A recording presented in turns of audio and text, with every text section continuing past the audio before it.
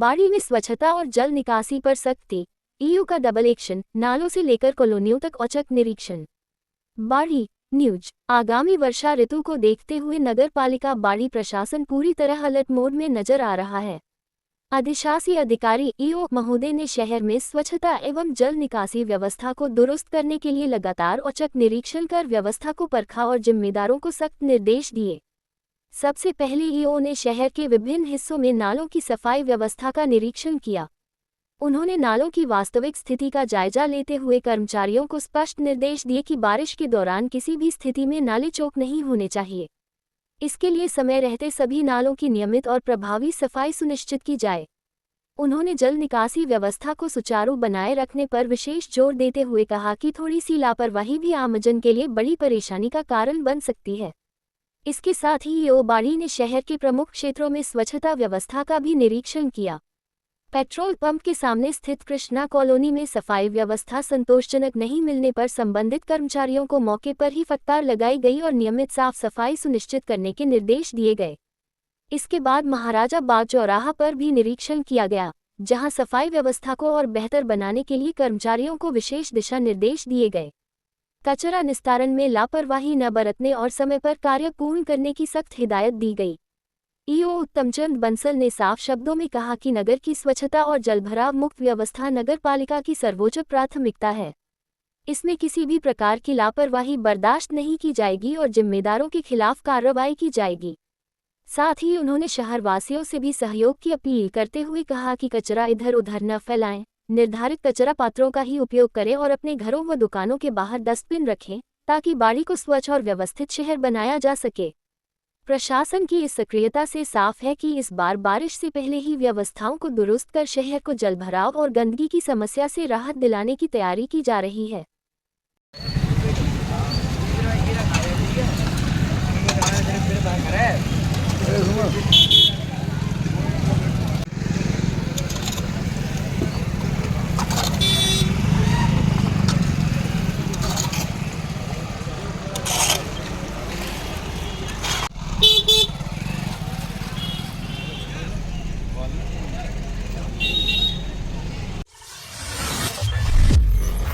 श्रीमद्भागवत कथा का भावपूर्ण समापन। मुरारी बापू का हुआ भव्य स्वागत। जागरण और विशाल भंडारे में उमड़ा श्रद्धा का सैलाब।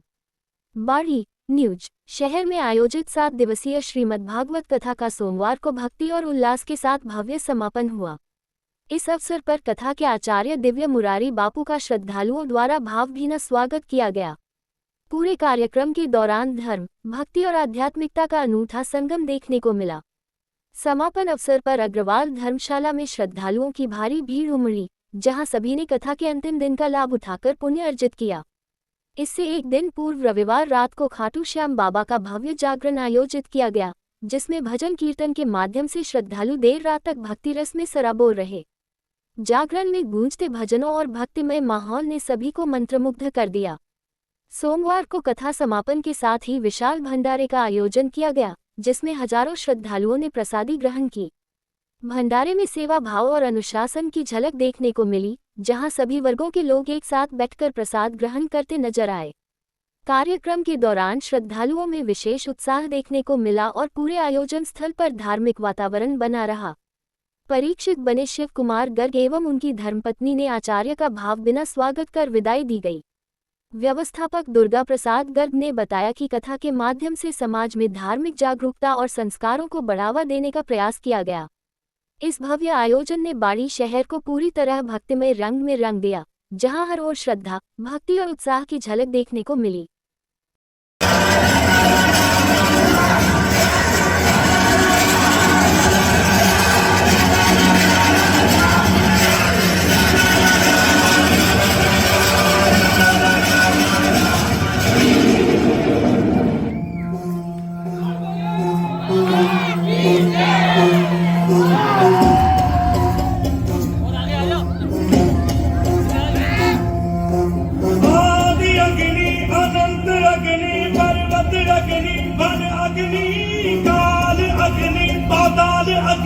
रक्षक अग्नि प्राण अग्नि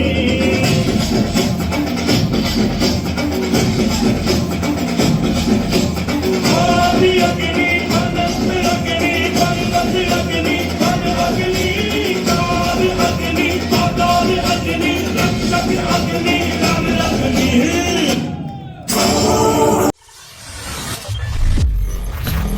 धौलपुर में माथुर वैश्य जनहित न्यास के चुनाव 12 अप्रैल को, निर्वाचन प्रक्रिया शुरू। धौलपुर न्यूज। स्थानीय श्री माथुर वैश्य जनहित न्यास के द्विवार्षिक चुनाव की घोषणा के साथ ही निर्वाचन प्रक्रिया औपचारिक रूप से शुरू हो गई है। न्यास की नई कार्यकारिणी के गठन के लिए 6 पदाधिकारियों एवं 5 सदस्यों के चयन हेतु आगामी 12 अप्रैल रविवार को मतदान कराया जाएगा। चुनाव को निष्पक्ष और पारदर्शी ढंग से संपन्न कराने के लिए श्री बृजेंद्र कुमार गुप्ता को मुख्य निर्वाचन अधिकारी नियुक्त किया गया है। उनके सहयोग के लिए 3 प्रबुद्ध न्यासियों को सहायक निर्वाचन अधिकारी की जिम्मेदारी सौंपी गई है। निर्वाचन अधिकारी द्वारा जारी कार्यक्रम के अनुसार चुनावी प्रक्रिया निर्धारित चरणों में पूरी की जाएगी। नामांकन दाखिल करने की प्रक्रिया 7 अप्रैल मंगलवार को सुबह 11 बजे से शाम 4 बजे तक संपन्न होगी। इसके बाद 8 अप्रैल बुधवार को नामांकन पत्रों की जांच की जाएगी और स्वीकृत प्रत्याशियों की सूची अपराह्न में प्रकाशित की जाएगी। नाम वापसी की अंतिम तिथि 9 अप्रैल गुरुवार निर्धारित की गई है, जिसमें सुबह 11 बजे से दोपहर 2 बजे तक प्रत्याशी अपना नाम वापस ले सकेंगे। इसके बाद अंतिम प्रत्याशियों की सूची जारी कर दी जाएगी। मतदान 12 अप्रैल रविवार को प्रातः 10 बजे से दोपहर 3 बजे तक होगा। इसके लिए मतदान स्थल माथुर वैश्य सेवा सदन, पंचमुखी हनुमान मंदिर के पास, जेल रोड, धौलपुर निर्धारित किया गया है। निर्वाचन अधिकारी ने बताया कि मतदान संपन्न होने के तुरंत बाद मतगणना शुरू कर दी जाएगी और सायंकाल तक परिणाम घोषित कर दिए जाएंगे। प्रेस विज्ञप्ति के माध्यम से समाज के सभी सदस्यों से अपील की गई है कि वे अधिक से अधिक संख्या में भाग लेकर चुनाव को सफल बनाएं। प्रख्यात शिक्षाविद डॉक्टर कमला पांड्या का निधन, शिक्षा व साहित्य जगत में शोक की लहर। आगरा न्यूज। शहर के शैक्षणिक, सामाजिक और साहित्यिक जगत के लिए सोमवार का दिन बेहद दुखद रहा। सेंट जॉन्स कॉलेज, आगरा की पूर्व प्रोफेसर, हिंदी विभाग की पूर्व अध्यक्ष एवं विदुषी शिक्षाविद डॉक्टर कमला पांड्या का 6 अप्रैल 2026 को निधन हो गया। उनके निधन की खबर मिलते ही शिक्षा जगत, साहित्य प्रेमियों और उनके परिचितों में शोक की लहर दौड़ गई। डॉक्टर कमला पांड्या ने अपने लंबे शिक्षण कार्यकाल के दौरान हिंदी भाषा और साहित्य के क्षेत्र में उल्लेखनीय योगदान दिया। सेंट जॉन्स कॉलेज में अध्यापन करते हुए उन्होंने हजारों विद्यार्थियों का मार्गदर्शन किया और हिंदी विभाग को नई ऊंचाइयों तक पहुंचाने में अहम भूमिका निभाई। उनकी विद्वता, अनुशासनप्रियता, सरल स्वभाव और संवेदनशील व्यवहार के कारण वे विद्यार्थियों और सहकर्मियों के बीच अत्यंत सम्मानित रहीं। वे न केवल एक उत्कृष्ट शिक्षिका थीं, बल्कि साहित्यिक गतिविधियों में भी सक्रिय भागीदारी निभाती थीं। उनके मार्गदर्शन में कई विद्यार्थियों ने शिक्षा और साहित्य के क्षेत्र में अपनी पहचान बनाई। डॉक्टर कमला पांड्या स्वर्गीय हरद्वार दुबे की धर्मपत्नी थीं, जो एक प्रतिष्ठित अधिवक्ता, राज्यसभा सांसद तथा उत्तर प्रदेश सरकार में पूर्व मंत्री रह चुके थे। इस प्रतिष्ठित परिवार ने सामाजिक, राजनीतिक और शैक्षिक क्षेत्रों में लंबे समय तक अपनी गरिमामयी उपस्थिति दर्ज कराई है। डॉक्टर कमला पांड्या के निधन से न केवल एक विदुषी शिक्षाविद का अवसान हुआ है, बल्कि हिंदी साहित्य जगत ने भी एक महत्वपूर्ण मार्गदर्शक को खो दिया है।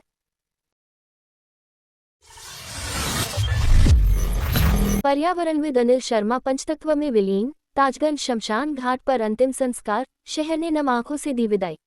आगरा न्यूज। प्रख्यात पर्यावरणविद एवं सामाजिक कार्यकर्ता अनिल शर्मा का अंतिम संस्कार ताजगंज शमशान घाट पर श्रद्धापूर्वक संपन्न हुआ।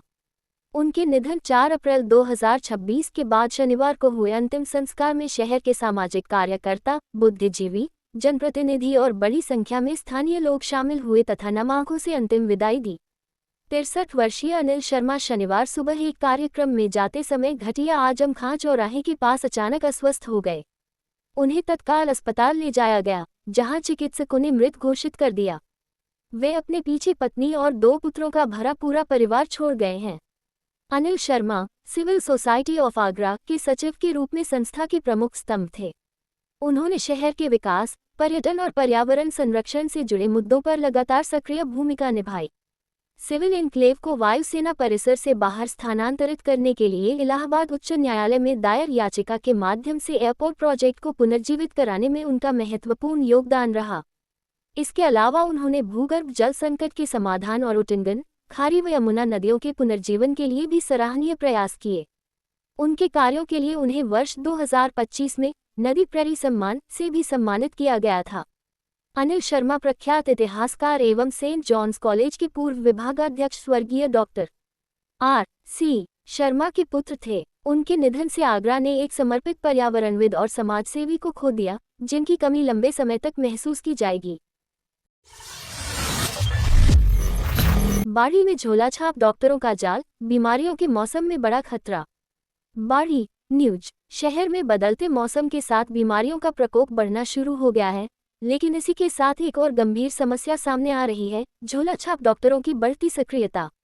गली मोहल्लों और नुक्कड़ों पर बिना किसी मान्यता या डिग्री के लोग इलाज करते नजर आ रहे हैं, जो आमजन के स्वास्थ्य के लिए बड़ा खतरा बनते जा रहे हैं। जानकारी के अनुसार शहर के कई क्षेत्रों में बिना डिग्री धारक लोग खुलेआम क्लिनिक चला रहे हैं। इतना ही नहीं, कुछ मेडिकल स्टोर संचालक भी नियमों को ताक पर रखकर मरीजों का इलाज कर रहे हैं। ये लोग सामान्य सर्दी जुकाम से लेकर गंभीर बीमारियों तक का उपचार करने का दावा करते हैं, जो मरीजों के लिए खतरनाक साबित हो सकता है। विशेषज्ञों के अनुसार बिना उचित जांच और योग्यता के किया गया इलाज कई बार मरीज की स्थिति को और बिगाड़ देता है। गलत दवाइयों के सेवन से साइड इफेक्ट्स और जटिलताएं बढ़ने का खतरा रहता है। स्थानीय लोगों का कहना है कि कई बार मजबूरी में या जानकारी के अभाव में वे ऐसे झोलाछाप डॉक्टरों के पास चले जाते हैं, जिससे बाद में उन्हें भारी नुकसान उठाना पड़ता है। सबसे बड़ा सवाल यह है कि आखिर स्वास्थ्य विभाग इस गंभीर मुद्दे पर कब संज्ञान लेगा। शहरवासियों ने मांग की है कि ऐसे अवैध क्लिनिकों और बिना लाइसेंस इलाज करने वालों के खिलाफ सख्त कार्रवाई की जाए, ताकि लोगों के स्वास्थ्य के साथ खिलवाड़ न हो सके। यदि समय रहते इस पर रोक नहीं लगाई गई, तो आने वाले दिनों में यह समस्या और भी विकराल रूप ले सकती है। टेम्पो खड़ा करने को लेकर बाड़ी में बवाल, लाठी भाटा और पत्थरबाजी, 3 घायल 1 गंभीर। बाड़ी न्यूज। शहर के गुमट मोहल्ले में सफेद पीर के पास टेम्पो खड़ा करने को लेकर 2 पक्षों के बीच विवाद इतना बढ़ गया कि मामला लाठी भाटा और पत्थरबाजी तक पहुंच गया। घटना में एक महिला सहित 3 लोग घायल हो गए, जिनमें एक की हालत गंभीर बताई जा रही है। घायलों में एक पक्ष के शहाबुद्दीन पुत्र मुन्ना और उनका नाती मोहसिन पुत्र गुड्डू शामिल हैं, जबकि दूसरे पक्ष से अलबती पत्नी कंबो तेली घायल हुई हैं। सभी को उपचार के लिए अस्पताल में भर्ती कराया गया, जहां गंभीर रूप से घायल मोहसिन को जिला अस्पताल धौलपुर रेफर किया गया है।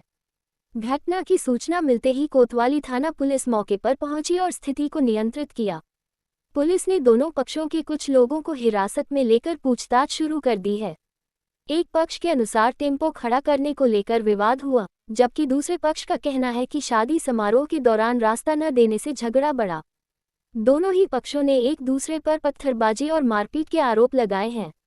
कोतवाली पुलिस ने मामले की जांच शुरू कर दी है और घायलों के बयान दर्ज किए जा रहे हैं। फिलहाल इलाके में तनाव का माहौल है, जबकि पुलिस स्थिति पर नजर बनाए हुए है। धौलपुर में 16 केंद्रों पर सी भर्ती परीक्षा संपन्न, बड़ी संख्या में अभ्यर्थी रहे अनुपस्थित। धौलपुर न्यूज। राजस्थान लोक सेवा आयोग आरपीएससी की उप निरीक्षक सी भर्ती परीक्षा 5 और 6 अप्रैल को जिले के 16 केंद्रों पर 4 पारियों में शांतिपूर्ण ढंग से संपन्न हुई। परीक्षा में कुल 4427 अभ्यर्थियों को शामिल होना था, लेकिन बड़ी संख्या में परीक्षार्थी अनुपस्थित रहे। रविवार को 1372 व 1377 तथा सोमवार को 1157 व 1166 अभ्यर्थी परीक्षा में नहीं पहुंचे। सभी केंद्रों पर कड़ी जांच के बाद ही प्रवेश दिया गया और पर्याप्त पुलिस बल तैनात रहा। जिला प्रशासन के निर्देशन में परीक्षा निष्पक्ष और सुरक्षित वातावरण में सफलतापूर्वक आयोजित की गई। करौली में बड़ा हादसा, अनियंत्रित ट्रैक्टर ट्रॉली पलटी, 2 दर्जन से अधिक लोग घायल, 3 की हालत गंभीर। करौली न्यूज। जिले में सोमवार को एक बड़ा सड़क हादसा हो गया, जब खेड़ा मंडली मोड़ के पास एक ट्रैक्टर ट्रॉली अनियंत्रित होकर पलट गई। हादसे में महिला, पुरुष और बच्चों सहित 2 दर्जन से अधिक लोग घायल हो गए, जिनमें 3 की हालत गंभीर बताई जा रही है। बताया जा रहा है कि सभी लोग कैला देवी के दर्शन कर अपने गांव महारपुर सरमथुरा लौट रहे थे, तभी रास्ते में ये हादसा हो गया। ट्रॉली पलटते ही मौके पर चीख पुकार मच गई और आसपास के लोगों ने तुरंत राहत कार्य शुरू किया। घायलों को एम्बुलेंस और निजी वाहनों की मदद से सामान्य चिकित्सालय करौली पहुंचाया गया, जहां अस्पताल प्रशासन ने तत्परता दिखाते हुए सभी घायलों का इलाज शुरू किया। इमरजेंसी में अतिरिक्त डॉक्टर और स्टाफ को बुलाकर व्यवस्था संभाली गई। घटना की सूचना मिलते ही अतिरिक्त पुलिस अधीक्षक गुमनाराम और उपाधीक्षक अनुज शुभम मय जाप्ते के अस्पताल पहुंचे और स्थिति का जायजा लिया। वहीं पीएमओ रामकेश मीना ने भी अस्पताल पहुंचकर घायलों का हालचाल जाना। पुलिस अधिकारियों ने मौके पर पहुंचकर घटना की जांच शुरू कर दी है। हादसे के बाद अस्पताल में लोगों की भारी भीड़ उमड़ पड़ी और पूरे क्षेत्र में चिंता का माहौल बना हुआ है। आंगनबाड़ी कर्मचारियों की चेतावनी, पोषण ट्रकर कार्य रहेगा बंद। धौलपुर न्यूज। धौलपुर में आंगनबाड़ी कर्मचारी संघ, भारतीय मजदूर संघ ने अपनी विभिन्न मांगों को लेकर महिला एवं बाल विकास विभाग के उपनिदेशक भूपेश गर्ग को ज्ञापन सौंपा। कर्मचारियों ने चेतावनी दी है कि जब तक केंद्र सरकार संगठन को वार्ता के लिए नहीं बुलाती, तब तक पोषण ट्रकर का कार्य बंद रखा जाएगा। संघ प्रतिनिधि उमा राजपूत ने बताया कि प्रदेश सह प्रभारी महेंद्र सिंह गुर्जर के नेतृत्व में दिए गए ज्ञापन में पोषण ट्रकर सहित कई समस्याएं उठाई गई हैं। संगठन के पदाधिकारियों ने साफ किया कि मांगों पर समाधान होने तक आंदोलन जारी रहेगा। ज्ञापन के बाद उपनिदेशक भूपेश गर्ग ने आश्वासन दिया कि कर्मचारियों की समस्याओं को उच्च स्तर तक पहुंचाया जाएगा और समाधान के प्रयास किए जाएंगे। अवकाश कटौती के विरोध में शिक्षक संघ का प्रदर्शन, कल कलेक्टरेट पर देंगे ज्ञापन। धौलपुर न्यूज। राजस्थान शिक्षक संघ एकीकृत ने शैक्षणिक सत्र 2026-27 के शिविरा पंचांग में अवकाश कटौती के विरोध में 7 अप्रैल को कलेक्टरेट पर प्रदर्शन करने का ऐलान किया है। संघ ने इस निर्णय को शिक्षकों के साथ अन्याय बताते हुए रोष जताया है। संघ पदाधिकारियों ने कहा कि सरकार शिक्षकों के रिक्त पद भरने के बजाय अवकाश में कटौती कर रही है, जो अनुचित है।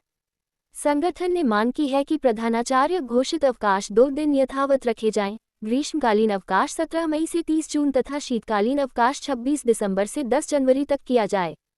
संघ ने चेतावनी दी है कि मांगें नहीं मानी गई तो आगे बड़ा आंदोलन किया जाएगा।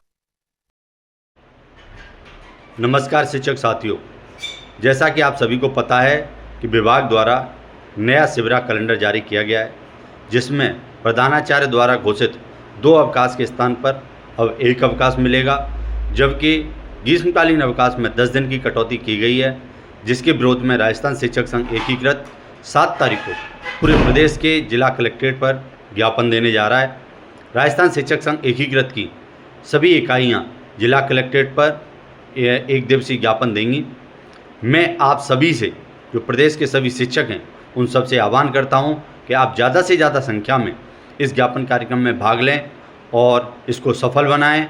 मुझे लगता है कि आप ज़्यादा से ज़्यादा संख्या में संगठन को प्यार देंगे, समर्थन देंगे, और न केवल राजस्थान शिक्षक संघ एकीकृत बल्कि हमारे जो मित्र संगठन हैं, हरपाल दादरवाल जी वाला संगठन और शिक्षक संघ युवा भी, ये सब भी 7 तारीख को ज्ञापन दे रहे हैं। इसलिए मैं सभी प्रदेश के जो शिक्षकों से पुनः आह्वान करता हूं कि इस महत्वपूर्ण जो है अभियान को सफल बनाएं। धन्यवाद। जय हिंद, जय भारत, जय शिक्षक। अलीगढ़ रोड पर चला सख्त अतिक्रमण हटाओ अभियान, नाला निर्माण में बाधा बनने वालों पर कड़ी कार्रवाई। बाड़ी न्यूज। शहर के अलीगढ़ रोड पर नगर पालिका मंडल द्वारा सोमवार को सख्ती के साथ अतिक्रमण हटाओ अभियान चलाया गया। इस दौरान नाले के निर्धारित मार्ग पर किए गए अवैध निर्माणों और कब्जों को हटाकर रास्ता पूरी तरह साफ कराया गया, जिससे लंबे समय से प्रभावित नाला निर्माण कार्य को गति मिल सके। नगर पालिका के अधिशासी अधिकारी उत्तम चंद बंसल ने बताया कि कुछ लोगों ने नाले की जमीन पर अवैध कब्जा कर लिया था, जिसके चलते निर्माण कार्य बाधित हो रहा था और क्षेत्र में जलभराव की समस्या उत्पन्न होने की आशंका बढ़ गई थी। मामले की गंभीरता को देखते हुए प्रशासन ने तत्काल कार्रवाई करते हुए अतिक्रमण हटाने का निर्णय लिया। जिला कलेक्टर के निर्देश एवं उपखंड अधिकारी के मार्गदर्शन में अधिशासी अधिकारी उत्तम चंद्र बंसल के नेतृत्व में नगर पालिका की टीम मौके पर पहुंची और सुनियोजित ढंग से अभियान को अंजाम दिया। कार्रवाई के दौरान जेसीबी की मदद से अवैध निर्माणों को हटाया गया तथा नाले के मार्ग को पूरी तरह मुक्त कराया गया। नगर पालिका अधिकारी ने स्पष्ट किया कि शहर के विकास कार्यों, स्वच्छता व्यवस्था और जल निकासी प्रणाली को मजबूत बनाने के लिए यह अभियान आगे भी जारी रहेगा। उन्होंने चेतावनी देते हुए कहा कि सार्वजनिक कार्यों में बाधा उत्पन्न करने वाले अतिक्रमणकारियों के खिलाफ भविष्य में भी सख्त कार्रवाई की जाएगी और किसी भी प्रकार की लापरवाही बर्दाश्त नहीं की जाएगी। स्थानीय लोगों ने प्रशासन की इस कार्रवाई का समर्थन करते हुए उम्मीद जताई है कि नाला निर्माण पूरा होने के बाद क्षेत्र में जलभराव की समस्या से राहत मिलेगी और आवागमन भी सुगम होगा।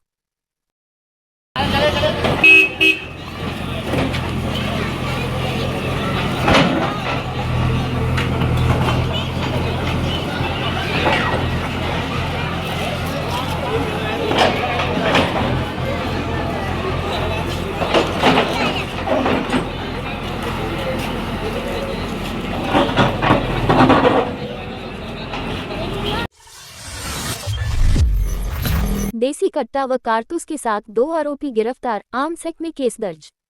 बसेड़ी न्यूज। बसेड़ी थाना पुलिस ने अवैध हथियारों के खिलाफ कार्रवाई करते हुए 2 आरोपियों को गिरफ्तार किया है। दोनों के कब्जे से एक देसी कट्टा, 315 बोर और जिंदा कारतूस बरामद किए गए हैं। पुलिस के अनुसार अभियान के तहत टीचर कॉलोनी निवासी शाहिद खान 38 को पकड़ा गया, जिसके पास से अवैध हथियार मिला। वहीं दूसरी कार्रवाई में रतनपुर निवासी मुकेश सिंह 46 को भी गिरफ्तार किया गया, जिसके कब्जे से भी देसी कट्टा व कारतूस बरामद हुआ। दोनों आरोपियों के पास हथियार रखने का कोई वैध लाइसेंस नहीं मिला। पुलिस ने उनके खिलाफ आर्म्स एक्ट की धारा 3/25 के तहत मामला दर्ज कर जांच शुरू कर दी है। अधिकारियों ने बताया कि अवैध हथियारों के खिलाफ अभियान लगातार जारी रहेगा। सरमथुरा मंडल में भाजपा का स्थापना दिवस मनाया, कार्यकर्ताओं ने गिनाई उपलब्धियां। सरमथुरा न्यूज। भारतीय जनता पार्टी का स्थापना दिवस सरमथुरा मंडल में उत्साहपूर्वक मनाया गया। मंडल अध्यक्ष विशाल शर्मा के नेतृत्व में आयोजित कार्यक्रम में मुख्य अतिथि प्रदेश कार्यसमिति सदस्य श्रवण कुमार वर्मा रहे। कार्यक्रम की शुरुआत डॉक्टर श्यामा प्रसाद मुखर्जी, पंडित दीनदयाल उपाध्याय एवं भारत माता के चित्रों पर पुष्पांजलि व दीप प्रज्वलन के साथ हुई। इस दौरान पार्टी का ध्वज फहराया गया। मुख्य अतिथि ने भाजपा को राष्ट्र प्रथम और अंत्योदय के विचारों से जुड़ा संगठन बताते हुए कार्यकर्ताओं की भूमिका को अहम बताया। वक्ताओं ने कहा कि भाजपा आज विश्व की सबसे बड़ी राजनीतिक पार्टी बन चुकी है, जिसका श्रेय समर्पित कार्यकर्ताओं को जाता है। कार्यकर्ताओं ने प्रधानमंत्री नरेंद्र मोदी के नेतृत्व में केंद्र व राज्य सरकार की जनकल्याणकारी योजनाओं को जन जन तक पहुंचाने का संकल्प लिया। महामंत्री रवि गर्ग ने संगठन की मजबूती पर जोर देते हुए बूथ स्तर तक सक्रियता बढ़ाने का आह्वान किया। कार्यक्रम में बड़ी संख्या में कार्यकर्ता मौजूद रहे।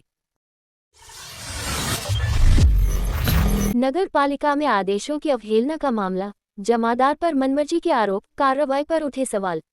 राजाखेड़ा न्यूज। नगर पालिका राजाखेड़ा में एक जमादार द्वारा उच्च अधिकारियों के आदेशों की अनदेखी का मामला सामने आया है, जिससे व्यवस्था पर सवाल खड़े हो गए हैं। जानकारी के अनुसार अधिशासी अधिकारी विष्णु कुमार परमार ने 30 मार्च 2026 को आदेश जारी कर जमादार सचिन कुमार को वार्ड नंबर 1 से 5 तक की सफाई व्यवस्था की जिम्मेदारी सौंपी थी। आदेश में स्पष्ट निर्देश दिए गए थे कि संबंधित वार्डों में स्वच्छता बनाए रखते हुए प्रतिदिन रिपोर्ट प्रस्तुत की जाए तथा किसी भी लापरवाही पर कार्रवाई की चेतावनी भी दी गई थी।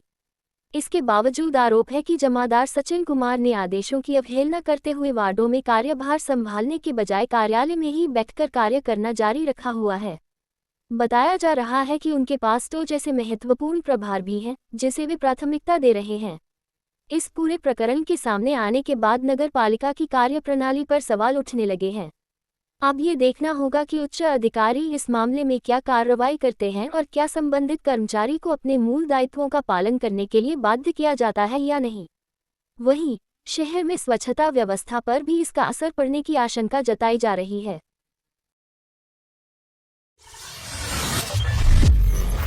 नौ साल पुराने हत्याकांड में 7 दोषियों को आजीवन कारावास, धौलपुर कोर्ट का फैसला। धौलपुर न्यूज। जिले के देहौली थाना क्षेत्र के जारह गांव में वर्ष 2017 में हुए चर्चित गिरन सिंह ठाकुर हत्याकांड में जिला एवं सत्र न्यायालय ने बड़ा फैसला सुनाते हुए 7 दोषियों को आजीवन कारावास की सजा सुनाई है। घटना 21 जून 2017 की है, जब गिरन सिंह के घर पर सत्यनारायण भगवान की कथा चल रही थी। इसी दौरान पारिवारिक रंजिश के चलते उनके भाई के बेटों ने घर पर हमला कर धारदार हथियारों से उनकी हत्या कर दी थी। मामले की जड़ जमीन विवाद बताया गया, जहां बड़े भाई हिम्मत सिंह द्वारा जमीन गिरन सिंह के नाम करने से अन्य परिजनों में नाराजगी थी। मृतक के पुत्र शंकर सिंह की रिपोर्ट पर देहौली थाने में मामला दर्ज हुआ था। सुनवाई के दौरान अदालत ने कुल 8 आरोपियों को दोषी माना, जिनमें से एक आरोपी सुरेंद्र सिंह की पहले ही जेल में मृत्यु हो चुकी है। जिला एवं सत्र न्यायाधीश संजीव मानगो ने शेष 7 अभियुक्तों रणवीर, रविंद्र सिंह, चौब सिंह, धर्मेंद्र, कल्ला, यशपाल और राजवीर को आजीवन कारावास की सजा सुनाई। लोक अभियोजक भगवान सिंह नारोलिया के अनुसार अदालत ने साक्ष्यों के आधार पर यह महत्वपूर्ण फैसला। वर्ष 2017 के ग्राम जारह की हत्याकांड में गिरन सिंह ठाकुर की हत्या हो गई थी, जिसमें 8 मुलजिमान बनाए गए थे। उनमें से एक मुलजिम सुरेंद्र की जेल में मृत्यु हो गई। बाकी 7 मुलजिमान को जिला एवं सेशन न्यायाधीश धौलपुर श्री संजीव मांगो द्वारा आज आजीवन कारावास की सजा से दंडित किया गया है। अभियुक्तगण जमानत पर चल रहे थे, उनको आज सजा के बाद में जेल भेज दिया गया।